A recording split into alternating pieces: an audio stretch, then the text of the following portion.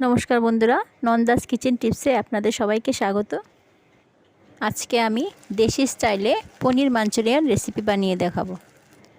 এর জন্য প্রথমে একটা বাটিতে ছানা নিয়ে এতে প্রথমে একটু নুন, একটু বেসন আর 1 চামচ পরিমাণ মতো কর্নফ্লাওয়ার দিয়ে দেব। এখন সবগুলো উপকরণ হাতের সাহায্যে ভালো করে মিশিয়ে নিতে হবে। কিছুক্ষণ মাখার পর একটা ডো তৈরি হবে। ডোটাকে আমি হাতের সাহায্যে গোল গোল শেপ দিয়ে দেব। একে একে সবগুলো পনির গোল গোল করে বলের আকার করে নেব।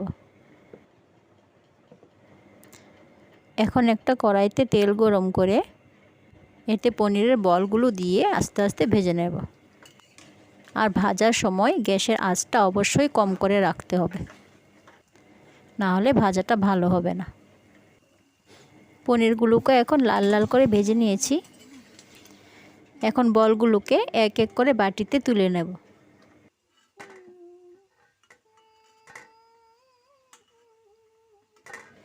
পনির মাঞ্চুরিয়ানের বলগুলো রেডি হয়ে গেছে। এবার একটা আলাদা বাটিতে সামান্য চিলি সস, একটু সয়া সস, সামান্য ভিনিগার আর একটু টমেটো সস দিয়ে দেব। এখন সসগুলোর মধ্যে সামান্য পরিমাণ কর্নফ্লাওয়ার গুঁড়ো দিয়ে দেব, সাথে সামান্য কাশ্মীরি লঙ্কা গুঁড়ো দিয়ে সবগুলি উপকরণ একসাথে মিশিয়ে নিতে হবে। সসের গ্রেভিটা একটু পাতলা করার জন্য এখানে আমরা সামান্য জল ইউজ করব। এখন কড়াইতে সামান্য তেল গরম করে এখানে একটা মাঝারি সাইজের পেঁয়াজ কুচি করে দিয়ে দেব।